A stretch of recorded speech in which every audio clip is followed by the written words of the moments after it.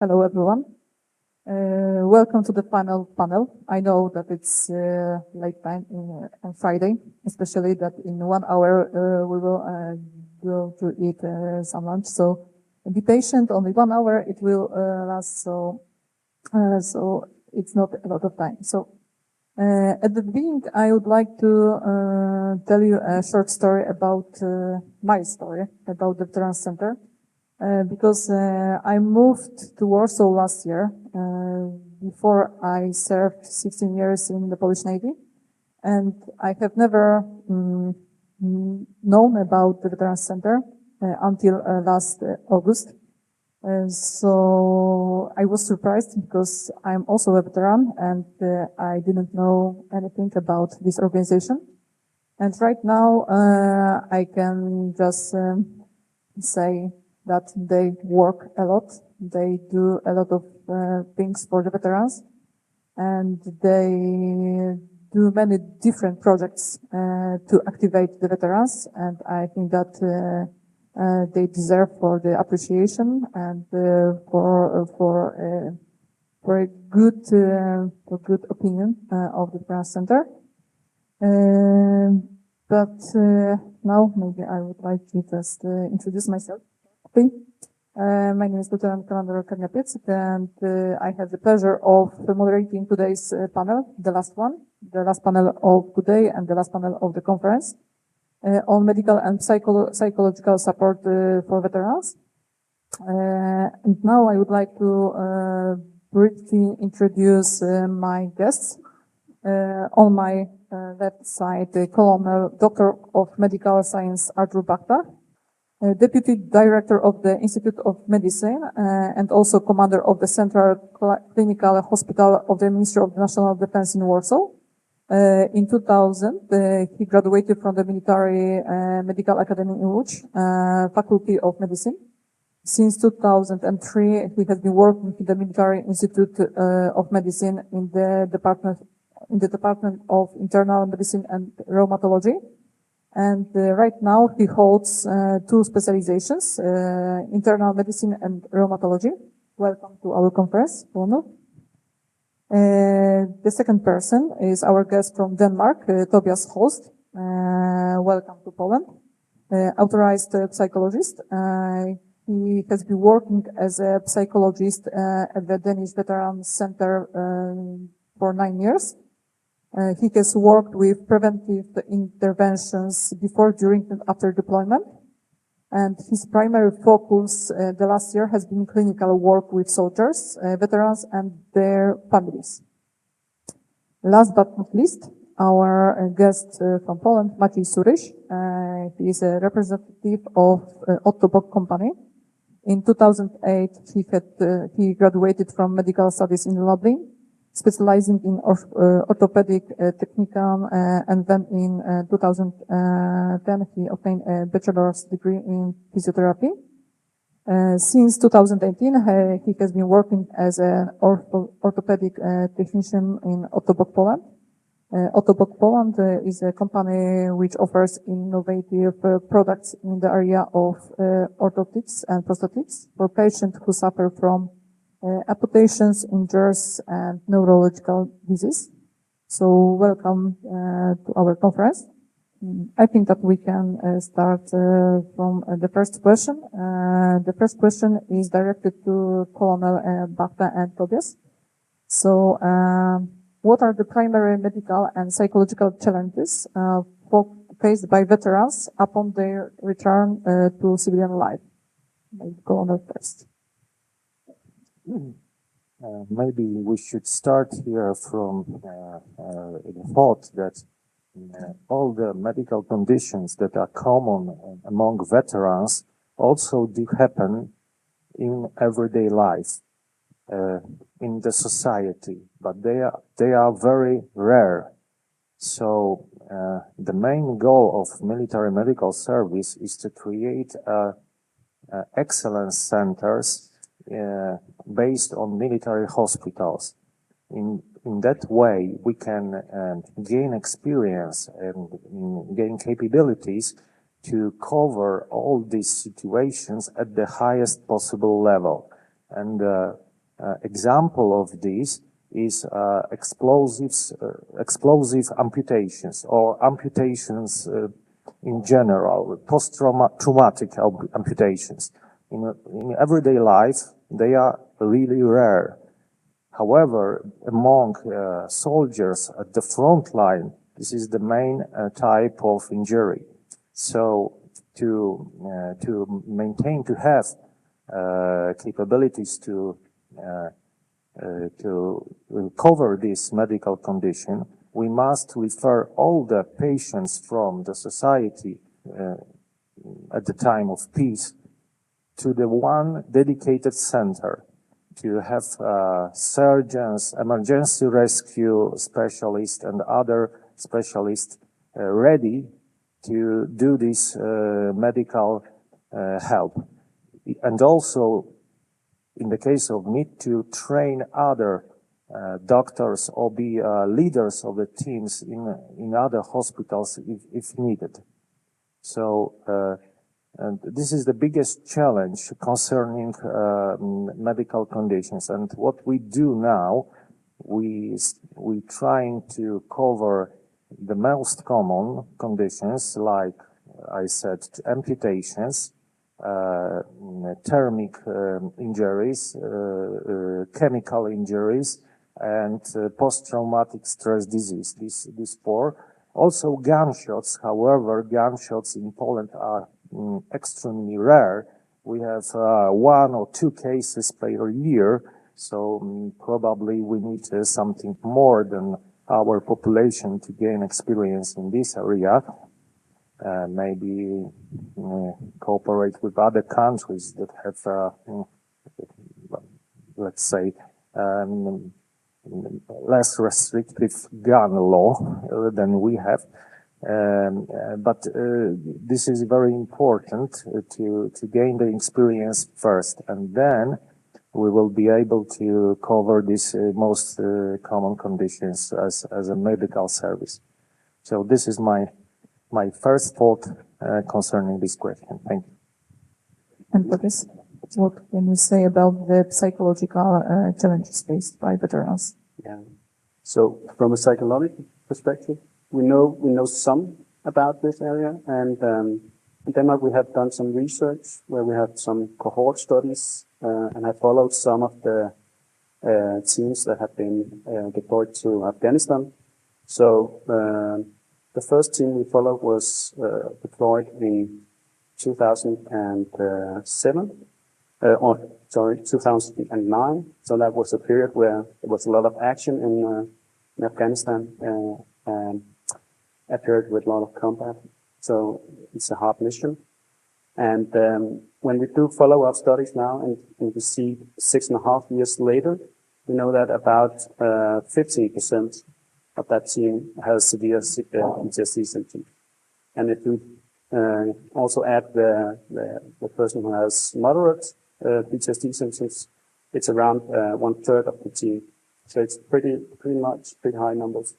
And if we look at some of the later teams where the combat had preceded some, it's also much smaller numbers. So we are around 5% that it has severe PTSD. When I said as a clinician, we see that around half of the veterans who are applying for help at our place has PTSD symptoms. That's the main problem. But half of them is other problems. So it can be very varied, as it can in the general population. It can be depressive symptoms, anxiety, stress, adjustment issues after deployment. So it can vary. Yeah. Okay, thank you. And the second question belongs to Maciej from the October company, because it's the specific of your work. So what are the specific requirements or needs of veterans that your company considers when are developing the prosthetic products? So there's no much difference between civilian or veteran. We use the same elements, same, same solutions, but main difference is that most of our patients are diabetes or have vascular problems, but veterans are young, active people who wants to get back, so we need to restore them most of the function. We want them to go back to work. We want them back to society, and that's the most challenging part of it. And they use our product. They push them to the limits. Yeah, our most advanced products are pushed to the limits by the veterans. They are most active after accident than before. So, yeah, it's challenging, it's demanding, but we are doing what we can. And the second question also belongs to Colonel and Tobias. What kind of support can the veterans receive in the military medical institute? And what is the typical procedure to access medical and psychological support service? So we cover all the conditions that concern veterans. Probably, yes, all of them. But the veterans are not treated as common patients because we conduct a project that is called the Center for Veterans Health, and this is a coordination bureau, and a special assistant is dedicated for veterans to guide them through the medical system. However, still, all the veterans are proceed on the basis of public health system, because in Poland we have only one public health system and only one medical insurance. So everyone should be put in this system. It's easier for them, but still we do not have a separate reimbursement or separate queue for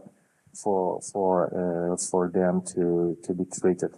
There are some new regulations that we have from about a year, that veterans as well as active duty soldiers do not have to wait in the regular queue for medical services, but still they have to be put in the system, and in that kind of view, from that kind of view, this medical services is restricted as for all other people. And what we work on now is we call it a card or a special license for active duty soldiers, veterans, and families to make military medical service more accessible for them, apart from the public insurer, a part of a public health system. And we hope we will have it very soon, and the medical service will be much more accessible this way. But you mean it concerns only the veterans' families, or you mean about the whole society of soldiers? All soldiers, including veterans with some health disability, veterans without health disability, active duty soldiers, and families. Okay, thank you. And Tobias, what can you say about support in the Danish Veterans Center? What kind of help the veterans can just receive from the Veterans Center? So in Denmark we have this welfare system. So Actually, a lot of the things that we are doing in the Veterans Center, we also have public offers as well for that in the psychiatry and hospitals and so on. So we are an add-on to that and can offer some often more quick service. For example, if you need therapy, you can get easily access and quick access.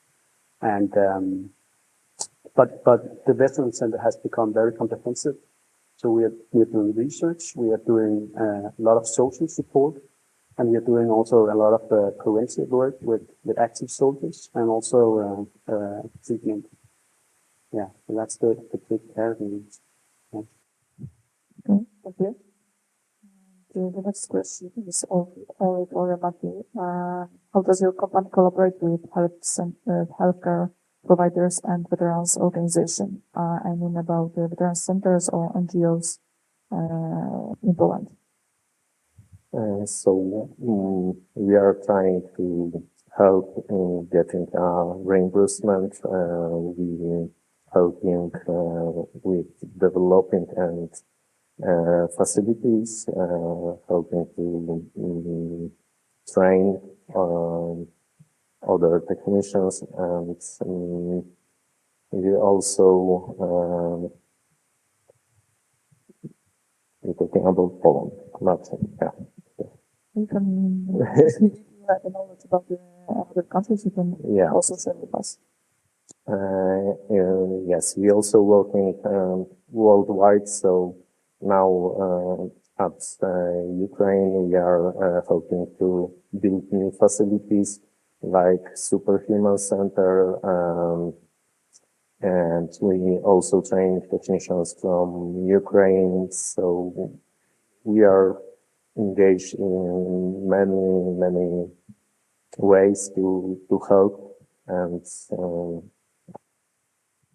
Okay, but we mentioned about the helping veterans from and soldiers from Ukraine. Colonel, can you say something about if the Military Medical Institute helps also soldiers from Ukraine right now? In fact, we have only a few evacuations of soldiers from the front line to our hospital, probably only 9 cases during the whole war, but the majority of the help we give are the veterans that emigrated from Ukraine to Poland, usually to their families that live here in Poland, in Warsaw, in our region.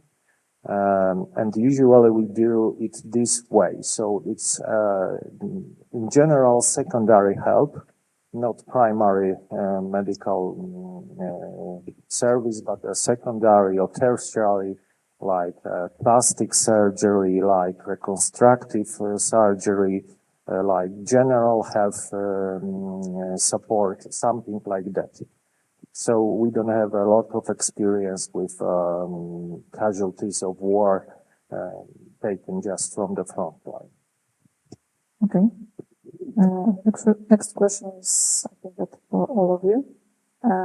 After the COVID-19 pandemic, telemedicine has become more popular. Is support through phone or via applications possible, in your opinion? I mean about the psychological support, medical support. Concerning psychological and support, we have a very new opportunity recently because we became a center of mental health. We have this kind of institution in Poland. We have centers that are dedicated to about 200,000 people in its region, the region of this Center of Mental Health, and on the basis of the Center of Mental Health, we are still building a special institution that is dedicated to post-traumatic disorders, especially for for combat casualties or war casualties or veterans. And we still on the process, but probably will succeed very soon and open kind of center of mental health for all the military services or maybe uniformed services in Poland. That is our goal, and probably it will can allow us to serve this kind of help that you mentioned. Okay, yes. Yeah, so I guess that everyone here has something in their pocket that is the same, and that is that phone. So digital solutions is a very integrated part of our lives today, and we also have to think about that when we think about smart solutions for treatment. So Corona was a special period, and for us as clinicians, we had to adapt to that, and we had to be more open to take video sessions and got more experience with that. And it has become a more normal thing to do.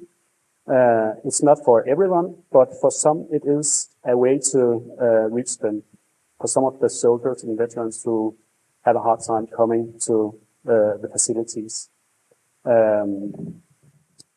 So that is one thing. Currently we are working on an application for the phone called the Veteran Assistant or the Veteran Helper, if you want. And the goal is to reach more people and to make the treatment more efficient. So it's not a standalone offer, but when you're in a course of psychotherapy, this app can help you give an overview of your agreements and also do the consultations, and you can do questionnaires, so you can follow the process, and we hope that it will make the therapy more efficient. So we hope to launch it before summer. We were inspired by, because there is already other solutions, but we were inspired by the PE coach, prolonged exposure coach, which is developed in the US. It's also a solution that supports prolonged exposure treatment. So we have some of the same functions, and we have tried to make it also more comprehensive. It will be only for the veterans? It is, I think mainly for the veterans, but we also do treatment with the families and relatives, and some of the functions is also relevant for them. Okay, what kind of functions you need? Some of the basic functions as getting the overview who is your psychotherapist and the contact details. You can chat with your therapist. And also some of the questionnaires would be relevant. So that is at least some of the things that might be relevant. Yeah. Okay, thank you. Martin, you would like to say something? Okay, so my work needs to be with patients. So online is not possible, but we use new technologies to make socket for patients. We can use 3D scanning, we can use 3D printing. Also, some of our electronic products, like electronic knees, that application, patient can connect with this application and change some settings in the knee, or do what he wants to do. Because you as a psychologist, what's your opinion about the online sessions? As they are effective as face-to-face one? For some people, I think there are a lot of different opinions about that, but the data says it can be effective. I think it's a matter of personal preference, both for the client and for the therapist. Personally, I think there is something about the contacts when you're sitting face to face with another person that is important, and I definitely prefer that. but I acknowledge that it's not always possible, and the other thing also can be a suitable solution. Okay. Do you think they can be effective in urgent situations, in emergency situations? In what situations do you think? These telemedical consultations are possibly effective in emergency situations, urgent situations like. Yeah, they're probably more suitable for some situations than others. For example, if I should do, for example, a prolonged exposure therapy, I would find it hard to do that on a distance. When the person has to do imaginary exposure with the trauma and so on, I think it's more difficult to regulate on a screen than you're sitting with the person. Thank you. The next question is to Maciej. Are there any success stories from veterans who have benefited from your prosthetic products? Can you tell us about maybe short stories or of the persons? Yeah, there's a lot of veterans who are using our products, and yeah, it's always prosthesis is always tailor-made for person. We need to know what he needs, what he wants to do with it, and we try to give back what's possible.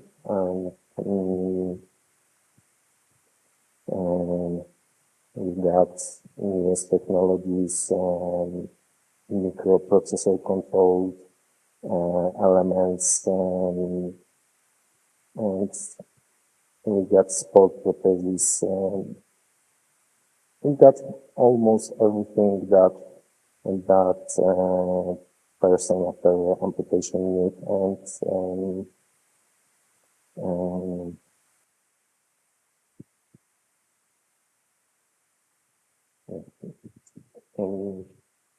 they can get almost full recover. Their life is only differs in that they don't, they have to put the prosthesis on and go on. That's it. And do you have any statistics about how many veterans are using your prosthetics?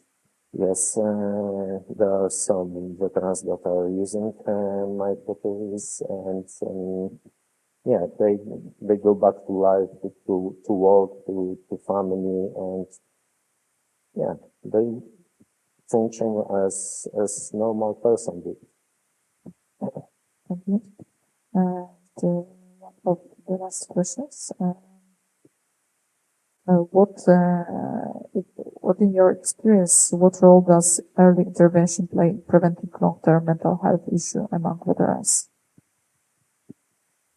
Of course, early intervention is always better than prolonged, of course. But concerning veterans, it's the most important factor is that good training serviced for medical specialists who will be able to recognize problem and evacuate such patients from a front line or from a duty to the hospital or to the reference center. So in this case, we concentrate on training specialists, training doctors, also medics, to be able to recognize these kind of conditions, which is not obvious, which is not easy, in fact, especially in the scene of war, in the conditions of prolonged stress, etc., etc. So, if we think about early intervention, we should first think about good training in excellence center for all military medics. And that's what we do in our postgraduate training center that we have in our military medical institute. it's not easy because this training is quite expensive and time consuming, but still that's what we do in this area. Okay, so what do you think about early intervention? I think that early intervention is absolutely key when you're talking about mental health problems. So there is this thing about mental health problems that if you go on for a long time with them without getting treatment, they tend to be more, you tend to adapt more to that problem and it become more integrated in your life and how you live your daily life. So it's, the experience is from a therapeutic perspective. It's harder to work with these issues if they have been along for a long time. They are more a part of you and not something that you longer struggle with, but something that you have adapted to. So it's absolutely key to start the therapeutic process early. And I would also like to just dwell a little on what is an early intervention? How early can you intervene? So in Denmark, we do a lot of preventive work. So we meet the soldiers before they get deployed, and we educate them about stress and how they can cope with stress under the deployment. We also meet them during the deployment, doing checkup on them, and we also see them after they come home from deployment.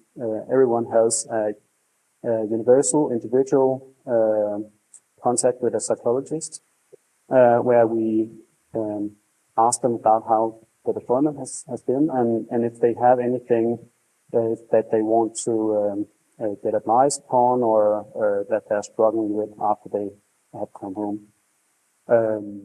So that's an attempt to try to intervene early, and it's also an attempt to make a distance between the health system and the soldiers smaller, so they will contact us earlier. They know we are here. They know what we can offer, and hopefully they will contact us early on if they have some problems.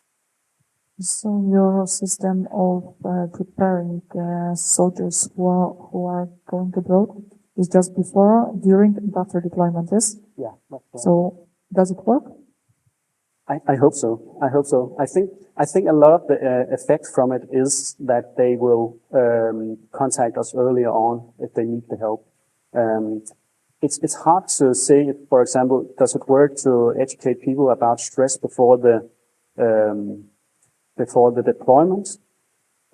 Does that give them competencies to cope with stress? I'm not sure. Probably it's more the education that they get from the military that is important here. But I do believe that it is a factor that they know we're here. They know that they can contact us early on. Yeah. And also reduce the stigma about it. Okay, thank you. And the last question to Maciej. I have a question about, have you ever been abroad during the mission, to just feed the prosthetic to wounded soldier? No, I haven't been abroad to do my job, but yeah, we got veterans of our country. We also have veterans from Ukraine. We made protheses also for them. So, Okay. So thank you very much for that part of conversation. And now we have time for questions from the audience. If you have any questions, just raise your hand. Hi, Dominic Reed from the Index Games Foundation. May I ask a question in two parts? To our colleague from Otterbach, to give us a sort of a sense of scale and context, what proportion of your orthotics are being used by civilians versus military? I mean, how big a proportion is the veteran component to what you do? I don't know the precise numbers, but I think the veterans are about 5% of our patients. Yeah. So quite small. And then following on from what you were saying about veterans pushing the product to their limits, to the kernel. I mean, my understanding is that we've got a cohort, an unfortunate cohort of people who have been injured and who are demonstrating all sorts of things, including accelerated aging and early onset of conventional diseases like heart disease, renal failure, all the things that we will suffer from. Do you think enough is being done internationally to use those willing volunteers to push research forward? It's hard to say if it's enough. Always we have no enough support in medical. Always in medical area, always there is something to do. But concerning prosthetics, as broadening the topic to the prosthetics, I think that the most important thing from the perspective of current war is probably to have a good medical system to support basic surgery, to support septic surgery, plastic surgery, and early rehabilitation for these people. I think the prosthetic itself is not the key. The key is good medical system, starting from evacuation from the front line and ending at the moment that this subject is ready to have prosthetic procedures or even osteointegration procedures. That's what we think about. This is the end point of this process for us to make him ready for osteointegration procedures, especially if it's young and healthy soldier before the accident. And this is the most difficult and the most challenging part. I think that prosthetics is a secondary part. The main part is this. So probably we should focus on this procedure first. And technology, the level of technology is very high now, and I think it's easy to rise production and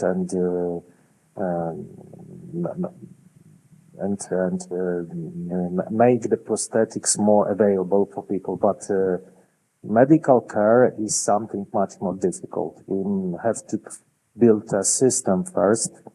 And this is most challenging in these cases, usual. So this is my answer. Okay, another question?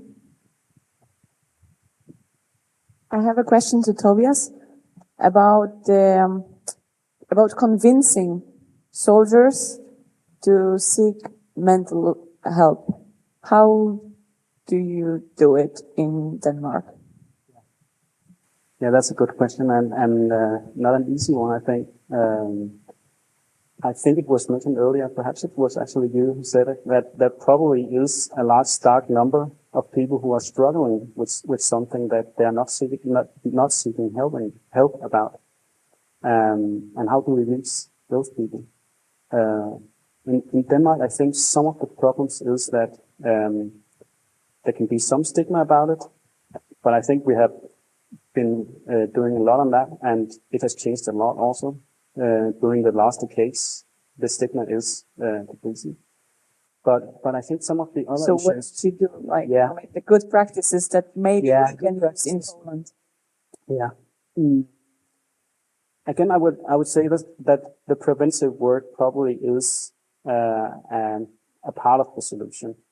That they get the knowledge about that we are here to help you, and also that they get a sense of that I'm a normal person, that they can trust me, and that I'm here to help them.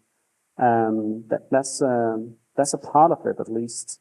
I think some of the problem is also that for the active soldiers there can be some fear about what consequences will this have for my career. Will I still be able to get deployed as I wish to do? So that is also something that they have to have in mind, I think. How can we, and I don't have necessarily the right solution, but we have to be aware of that, I think. Yeah.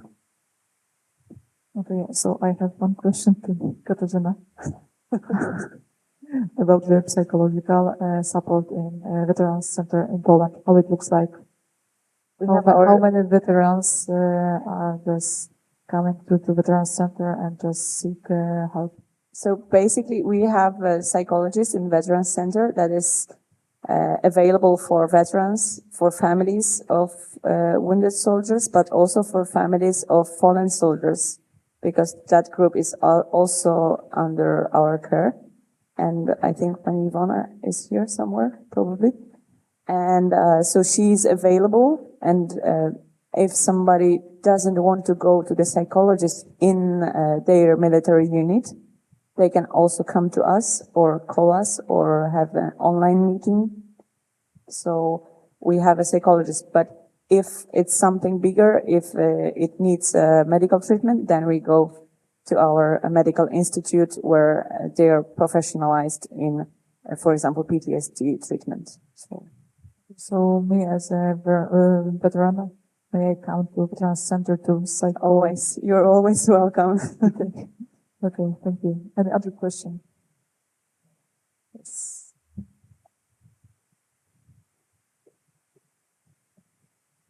I just like to add something to the debate about the stigma of seeking help. In my experience, leadership is vitally important in that. What do the leaders actually say about seeking help if you're feeling that you need it? Before and after the deployment.